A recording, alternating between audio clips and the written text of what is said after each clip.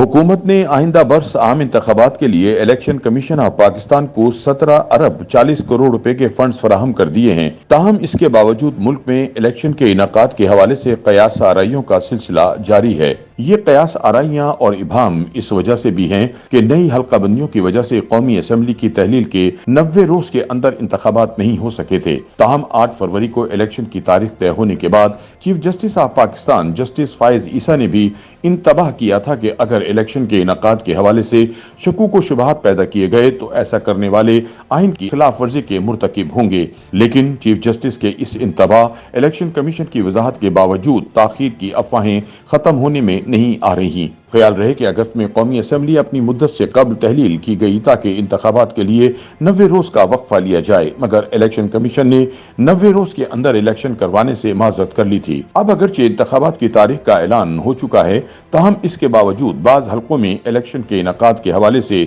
बेयकीनी बरकरार है। मुबस्सरीन का कहना है कि इंतखाबात के इल्तवा की कयास आराइयाँ अपनी जगह, लेकिन इन्हें मुलतवी करने के लिए सियासी हिमायत और कानूनी जवाज मौजूद नहीं है। सीनियर सहाफ़ी और तज्जिया निकार सुहेल विड़ाइच कहते हैं कि इंतखाबात के इनेकाद के हवाले से इबाम इस वजह से हैं कि बाज हल्के इलेक्शन में इल्तवा चाहते हैं। उनका कहना था कि बाज औकात ऐसी खबरें दानिस्ता तौर पर भी दी जाती हैं ताकि इस पर रद्द अमल सामने आए और इसका तदारुक किया जा सके, लिहाजा इस मामले पर भी ऐसा ही हुआ है। सुहेल विड़ाइच के बकौल कुछ हल्के चाहते हैं कि इलेक्शन आगे चले जाएं, लेकिन जो लोग इलेक्शन मुलतवी करवाना चाह रहे हैं उनकी बात नहीं बन रही। उनके बकौल चीफ जस्टिस और चीफ इलेक्शन कमिश्नर इंतखाबात को मुलतवी या इल्तवा का शिकार नहीं होने देंगे और न ही मुस्लिम लीग नून और पीपल्स पार्टी ऐसा चाहेंगी। दूसरी जानिब सीनियर सहाफ़ी और तज्जियाकार मुजीबुर रहमान शामी कहते हैं कि ये हमारा कल्चर बन चुका है कि जब भी इलेक्शन होते हैं इस हवाले से कयास आराइयों और इंतखाबात में ताखीर की बातें होती हैं।